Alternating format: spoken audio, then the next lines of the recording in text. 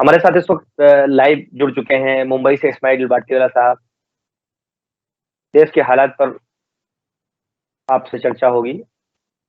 Sir मेरा सवाल शुरू होता है, फ़ॉर्मूला क्या है सर, जो देश के मुसलमानों के साथ-साथ देश के वंचित और पिछड़े वर्ग को हिस्सेदारी मिल सके? जी, नफीस मंसूरी साहब, आपका बहुत बहुत शुक्रिया जो आपने अपने चैनल पर मुझे अपनी बात रखने का मौका दिया आपके व्यूअर के सामने। देखिए, दो चीजें हैं, एक है राजनीति और दूसरी है सियासत। इस देश की बदनसीबी है कि दोनों को एक ही समझी जा रही है। सियासत अलग है और राजनीति अलग है। राजनीति जो है, उसके जो फाउंडर हैं, उसकी जो बुनियाद डालने वाले हैं, उसकी जो नीतियां तय करने वाले हैं, वो राजा महाराजा लोग हैं। और सियासत की जो नीतियां हैं वो तय करने वाले हैं, नबी हैं, वली हैं, ऋषि हैं, मुनि हैं, ये महापुरुष लोग। दोनों में अंतर है। इसके ऊपर मेरी एक वीडियो है, इसका बढ़िया से खुलासा किया है। रही बात आपका सवाल, यह है ये जो मौजूदा पॉलिटिकल सिस्टम इस देश के अंदर है, इसके अंदर रह करके तो कोई गुंजाइश नहीं है कि देश के तमाम लोगों का कोई हक व हिस्सा मिल सके या उनके साथ इंसाफ हो सके, क्योंकि इसकी बुनियाद में ही नहीं, इसकी बुनियाद ही गलत है। सियासत की अगर यहाँ शुरुआत हो जाए तो कश्मीर से कन्याकुमारी के बीच हर फर्द के लिए उसमें गुंजाइश है, इसमें गुंजाइश नहीं है। इसमें चंद टका लोगों के लिए ही गुंजाइश है, लेकिन सियासत में 100% लोगों के लिए गुंजाइश है। इसलिए मैं बार बार स्वदेशी पॉलिटिक्स की बात करता हूँ, अक्सर बात करते रहता हूँ कि भैया इस जो मौजूदा सिस्टम है ये विदेशी पॉलिटिकल सिस्टम है, हमें जो है स्वदेशी पॉलिटिकल सिस्टम यहाँ पर लाना होगा।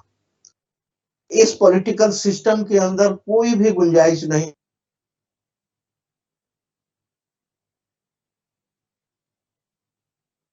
वादे जरूर कर सकते हैं, अपने मैनिफेस्टो में कर सकते हैं, ये सब होने के बाद मैं दावे से कहता हूं कि कोई कुछ नहीं कर पाएगा, क्योंकि इस सिस्टम में ही जगह नहीं है।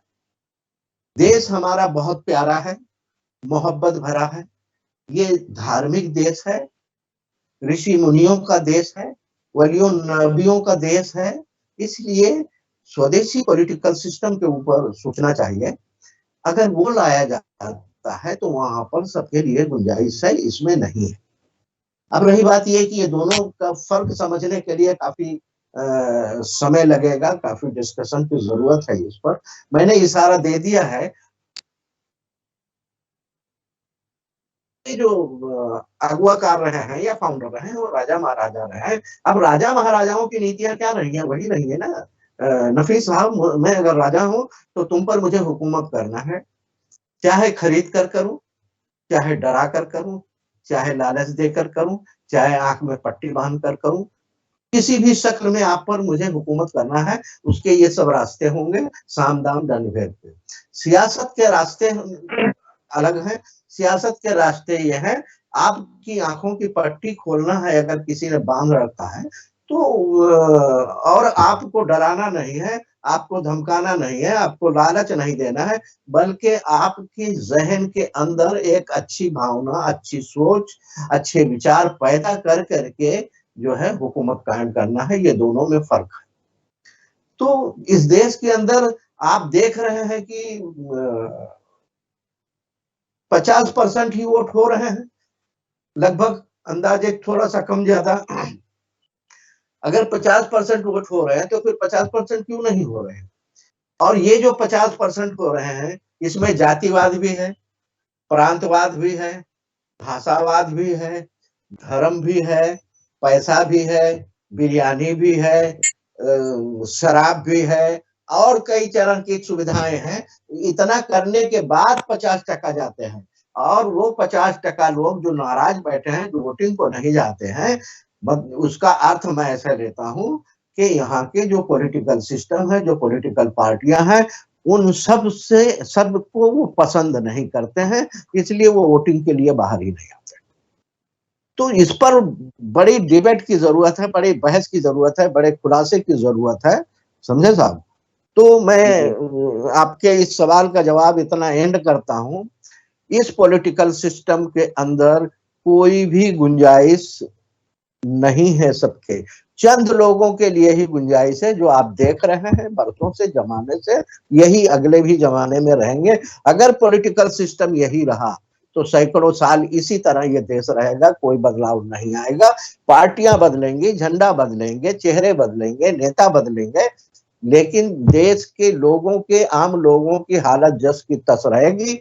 अगर देश के लोगों की हालत में अगर सुधार लाना है तो स्वदेशी पॉलिटिकल सिस्टम, जिसको मैं सियासत कहता हूं, सियासत के माने ही होते हैं लोगों के काम बनाने के, राज करने के नहीं होते हैं उसके। यहाँ राजनीति और सियासत को इस देश के अंदर एक समझा जा रहा है, और विद्वान लोग एक समझ रहे हैं। अफसोस की बात तो ये है, आम आदमी अगर समझ रहा है तो कोई बात नहीं है, लेकिन विद्वान लोग, पढ़े लिखे लोग दोनों को एक समझ रहे हैं। ये बड़े दुख की बात है। मैं उन सबको संदेशा देना चाहता हूँ कि कम से कम राजनीति और सियासत को समझने की कोशिश करें। लघवी माने मत ले लें, डिक्शनरी में नहीं मिलेगा, आप खोज करिए, सियासत के माने आपको मिलेंगे काम बनाने के। जी जी सर, सियासी फार्मूला जो आपने बताया स्वदेशी, इसको लागू करने का सिस्टम क्या है, कुछ आप उसको क्लियर करेंगे? कैसे लागू होगा, कुछ आप इसकी लागू तो देखिए, हाँ सुनिए, लागू इस देश के लोगों के अंदर विचारों में है, उनके जहन में है, उनके जमीन में है, उनके दिल में है। मेन चीज होती है लोग क्या, कोई जब आप पॉलिसी लाते हैं तो क्या, पहले तो ये है कि लोग उसको मंजूर करेंगे या नहीं करेंगे, लोग पसंद करेंगे या नहीं करेंगे। मैं समझता हूं इस देश के 95% लोग जो है वो सियासत को पसंद कर रहे हैं, उनके जहन वही चाह रहा है, लेकिन वो समझ नहीं पा रहे हैं। जो तिलमिलाहट है, जो बौखलाहट है, जो परेशानी है लोगों के अंदर, वो यही है, पसंद करते हैं सियासत, लेकिन थोपी जा रही है राजनीति। ये दोनों का यहाँ पर टकराव है। आम आदमी यहाँ का जो है वो सियासत को पसंद कर रहा है, ना कि राजनीति को पसंद कर रहा है। तो मैं ये कह रहा हूँ, जहनी तौर पर पूरा देश सियासत के लिए तैयार है, बस इतना ही है कि एक जो है सिस्टम उनके सामने लाने की जरूरत है। आपके साथ पूरा देश खड़ा होगा साहब। वो सिस्टम कैसे लागू, एक्सप्लेन कर दें तो बेहतर है कि कुछ लोग सुनना चाहते हैं। वो तो इतना शॉर्टकट में अगर बता दूं तो थोड़ा सा बता दिया है आपको कि ये धार्मिक देश है, यहाँ पर महात्मा बुद्ध रहे हैं, श्री कृष्ण रहे हैं, श्री रामचंद्र जी रहे हैं, श्री महावीर जी रहे हैं, गुरु नानक जी रहे हैं, हजरत ईसा रहे हैं। रहे से मुराद मतलब उनके लोग हैं, उनके फॉलोअर हैं, हजरत मोहम्मद सल्लल्लाहु अलैहि वसल्लम के फॉलोअर यहाँ पर हैं। ये इनको मैं देख रहा हूँ, इनकी जो नीतियां हैं वो सियासी नीतियां हैं। इनको साथ में लेकर, ये 5-6 नाम जिनका हमने लिया है, ये यहाँ के खलीफा हैं, यहाँ के राजा हैं, यहाँ के लीडर ये लोग हैं। ये जो आए हैं, ये इनको मैं लीडर मानता नहीं। देश के विचार इन्हीं 5-6 लोगों के इर्द गिर्द ही घूम रहे हैं। अगर इनमें कोई डिफरेंस नजर आ रहा है कहीं पर, तो भाषाओं का अंतर है, भाषाओं का अंतर समझ में आ रहा है। बाकी तो पूजा पद्धति में थोड़ी फर्क आ रही है, लेकिन उनके सारे के विचार एक जैसे हैं, वो सियासी विचार हैं। इन्हीं को अध्ययन करना होगा, भाषाओं के अंदर पिरोना होगा। जैसे कि एक मुसलमान से जब बात की जाए तो वो कहेगा अल्लाह का दीन, मतलब अल्लाह की हुकूमत लाना चाहिए। लेकिन अगर एक हिंदू से कहा जाए तो वो कहेगा राम की हुकूमत लाना चाहिए। मैं इस हुकूमत की बात नहीं कर रहा हूँ, लोगों के आत्मा जो पुकारती है मैं उसकी बात कर रहा हूँ। मतलब यहाँ राम राज चाहते हैं लोग। तो अब ये राम राज क्या है, अल्लाह की हुकूमत क्या है? ये भाषाओं का अंतर है। अंतर की आत्मा जो कहता है राम राज चाहिए, वही अल्लाह की हुकूमत की भी वकालत वही करता है, उसकी ही वो गवाही देता है, वही वो चाहता है। भाषाओं जी। का फर्क है सिर्फ। तो बड़ी आसान है यहाँ पर, जैसे बहुत उर्दू में आसान। अरबी अरबी में अहकाम इलाही कहते हैं, जैसे राम राज हाँ, वैसे अहकाम इलाही। अहकाम इलाही, समझे साहब? जी भाषा का अंतर है। जी मतलब यहाँ पर चाहे वो हिंदू हो, चाहे मुस्लिम हो, चाहे क्रिश्चियन हो, चाहे सिख हो, या और भी किसी बुद्धिस्ट हो, सबके इरादे में, सबकी चाहत में राजनीति नहीं है, सियासत है। सारे लोग राजनीति से नफरत करते हैं, उनसे दूर भागते हैं, लेकिन यहाँ पर गोके एक ही सिस्टम है, इसलिए मजबूर हैं लोग। उदाहरण के तौर पर, आपके कॉलोनी में किराने की एक ही दुकान हो, आपकी जी बस्ती में किराने की एक ही दुकान हो, और वो कम भी तौलता है, जी मिलावट भी करता है, बाजार भाव से ज्यादा रेट भी लेता है, और आप जानते भी हो, नफीस साहब, आप जी। जानते भी हो, ऐसा नहीं है कि आप अनजान हो, हम्म। ये भी जानते हो कि रेट ज्यादा लेता है, ये भी जानते हो कि वो मिलावट करता है, ये भी जानते हो कि वो कम तौलता है, और ये जानकर आप उसे गालियां भी देते हो, उसे बुरा भला भी कहते हो, उसे कोसते भी हो, लेकिन खरीदी वहीं से करते हो। क्यों? जी क्योंकि दुकान एक ही है। जी दूसरी दुकान जब आ जाएगी तो आपकी चॉइस ये हो जाएगी कि भैया वो लुटेरा है, वो फरेबी है, वो ज्यादा रेट लेता है, मैं यहां से लूंगा। इस देश के जी अंदर पॉलिटिकल सिस्टम जो है वो अकेला है, लोगों की चॉइस नहीं है, इसलिए लोग मजबूर हैं उसमें। जिस जी दिन ये स्वदेशी पॉलिटिकल सिस्टम लाने की कोशिश की जाएगी, एक विकल्प हो जाएगा कि लोग वहां रहें या यहाँ रहें। मैं समझता हूँ, देश के मिजाज को मैं जानता हूँ, सभी बिरादरी के मिजाज को जानता हूँ, लोग सियासत के साथ रहेंगे, राजनीति के साथ नहीं रहेंगे। जी जी। अ, मैं एक सवाल और आपसे ले लेता हूँ, जी। तो भी सियासत पे ही है 2022 को लेकर के। 2022 चुनाव में मुसलमानों की सियासी तो, हिस्सेदारी क्या होगी? तो कुछ स्टेट प्लान कर रहे 2022 हैं आप? में राजनीति होने जा रही, सियासत नहीं होने जा रही है। इतना खुलासा करने के बाद भी आप लफ्जी जी गलती जी कर रहे हैं। जी जी। चलिए राजनीति राजनीति। होने जा रही है, जी जी।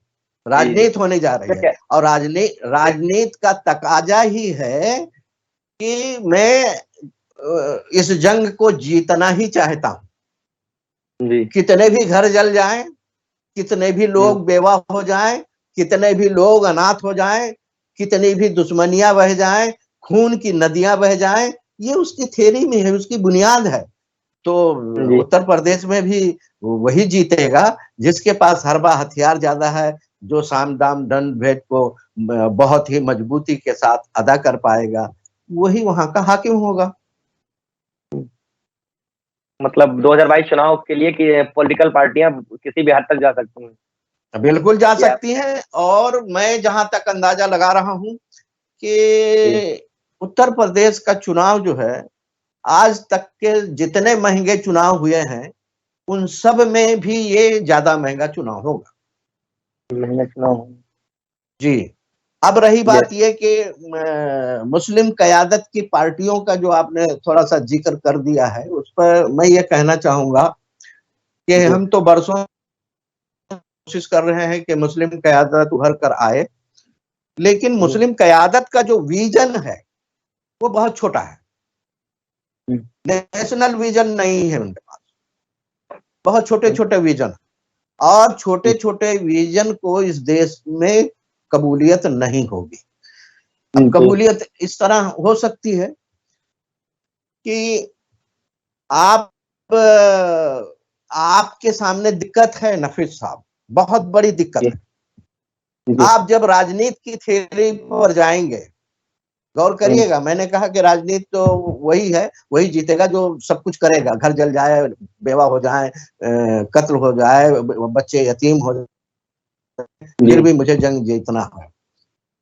जी इस नीति के खिलाफ आपका धर्म है, आपका आपका जो दीन है, इस नीति के खिलाफ है। जी समझे साहब? वो सियासत की जी नीति के फेवर में है। इस्लाम जी सबसे ज्यादा वकालत करता है कि आप हाकिम बने।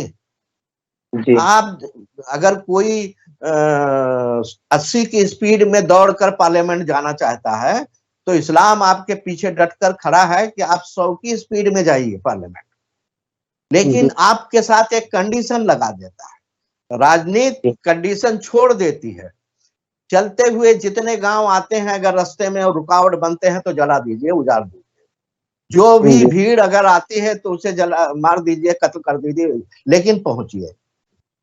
जो जी सियासी नीति जो इस्लाम की है वो आपको स्पीड बढ़ाने के लिए तो कहती है भाई सबसे पहले तुम पहुंचो, लेकिन कंडीशन जी डाल देती है कि किसी का घर नहीं जलना चाहिए, आपकी स्पीड में आके कोई मरना नहीं चाहिए, खून कत्ल नहीं होना चाहिए। ये तमाम बंदिशें आपके ऊपर हैं।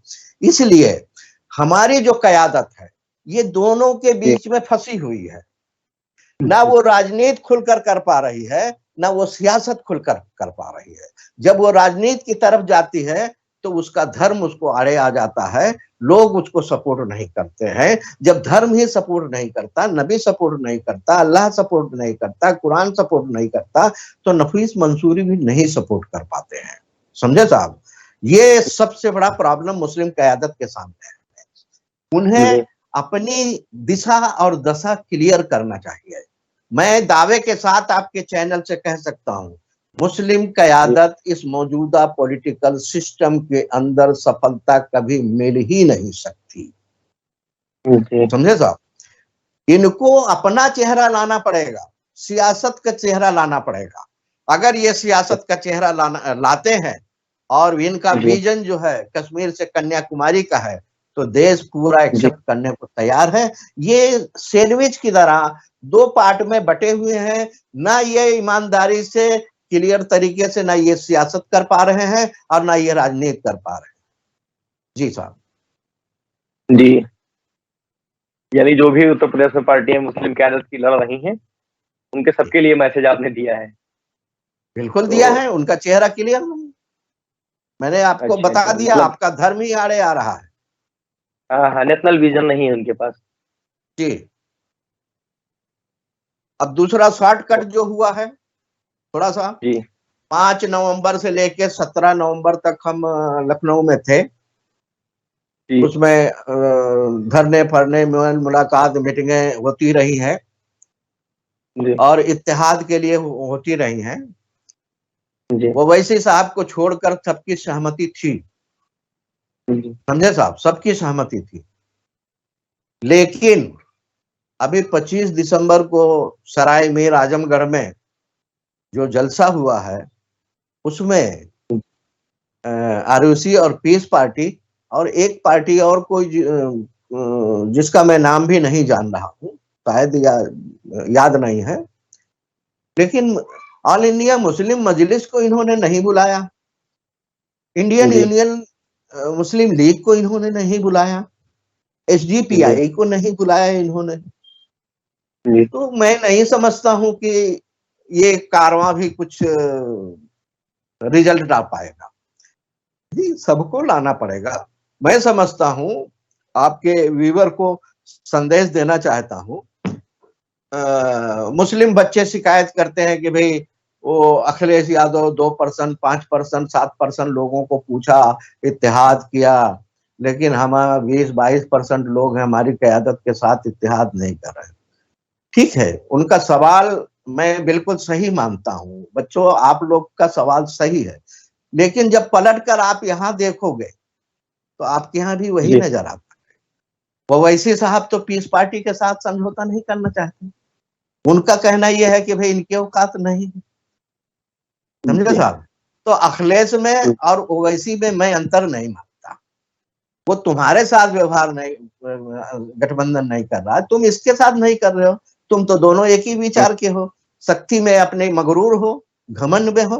फिर अयूब साहब का भी आता हूं, अभी तक अयूब साहब का भी वही था कि भाई हम बड़े हैं तो ऑल इंडिया मुस्लिम मजलिस या मुस्लिम लीग या आरयूसी क्या है या और दीगर एसडीपीआई क्या है, वो भी नहीं करना चाहते थे। बहरहाल मैं एक जी एक अभी तो साथ शुरुआत हो गई। तो ये एक सेकंड मैं उसी का कह रहा हूँ। लेकिन 25 तारीख को जी एक शुरुआत की है। मैं उनसे गुजारिश करूंगा, जिन पार्टियों का भी मैं नाम ले रहा हूं, उसमें से इंडियन यूनियन मुस्लिम लीग, ऑल इंडिया मुस्लिम मजलिस और एसडीपीआई, पीस पार्टी, नहीं पीस पार्टी तो है ही है, उन लोगों ने, इन लोगों ने पहले इकट्ठा खुद को आना चाहिए और समाज को संदेश देना चाहिए कि भाई हम मुस्लिम कयादत के लोग हैं। ताकत बड़ी छोटी की जब नापोगे तो मुझ जैसे लोग आपसे सवाल करेंगे कि भाई अखिलेश में और ओवैसी में फर्क मुझे नजर नहीं आता, और फिर ओवैसी में और डॉक्टर अयूब में भी फर्क मुझे नजर नहीं आता। इसका जवाब आप लोगों के पास नहीं होगा। छोटा बड़ा नहीं गिनिए, बल्कि मुस्लिम कौम की कयादत है ये। अब छोटा बड़ा गिनेंगे तो मुस्लिम लीग तो भाई सरकार में रही है 1947 से आज तक, अभी भी है, छोटी नहीं है। वो अलग बात है कि आपके प्रांत में छोटी है, समझे साहब। मुस्लिम मजलिस की मैं बात कर रहा हूँ, वो भी डॉक्टर फरीदी जब थे यहाँ मिनिस्टर बना चुके हैं, बहुत सारे एमएलए बना चुके हैं। आज जो बहुजनवाद के जो वावेला मचाया जा रहा है, जिसको कैश किया जा रहा है, वो डॉक्टर अब्दुल जलील फरीदी साहब का फार्मूला था। तो कहने का मतलब ये है, वो गुजर जाने के बाद वो कमजोर पड़ गई, लेकिन विचारधारा मजबूत होती है साहब। ऑल इंडिया मुस्लिम मजलिस की विचारधारा बहुत बेहतर है। एसडीपीआई का देख लीजिए, मैं तमाम पार्टियों को देख रहा हूं नफीस साहब, और कश्मीर से, एक सेकंड, कश्मीर से कन्याकुमारी के बीच जितनी मुस्लिम कयादत की पार्टियां हैं, अगर टेबल वर्क देखा जाए और पेपर वर्क देखा जाए तो सबसे बेहतर वर्क एसडीपीआई का है, समझे साहब। अब कुछ चीजें बहुतों में कमी है, कुछ इनमें कमी है तो कुछ उनमें कमी है, कुछ उनमें कमी है। मैं ये कह रहा हूं कि डॉक्टर अयूब साहब से गुजारिश है, मौलाना आमिर रासादी साहब से गुजारिश है कि एसडीपीआई को साथ ले लें, इंडियन यूनियन मुस्लिम लीग को साथ ले लें, ऑल इंडिया मुस्लिम मजलिस को साथ ले लें, और ये और कोई छूट गया है, ध्यान में नहीं आ पा रहा है। बहरहाल इन सबको साथ में ले लें। जब आप साथ में ले लोगे तो समाज को एक अच्छा संदेश जाएगा और लोग खुलकर आपके साथ में आएंगे। जी सर, वक्त की नजाकत को देखते हुए इसको मैं कंप्लीट करना चाहता हूँ, और अगर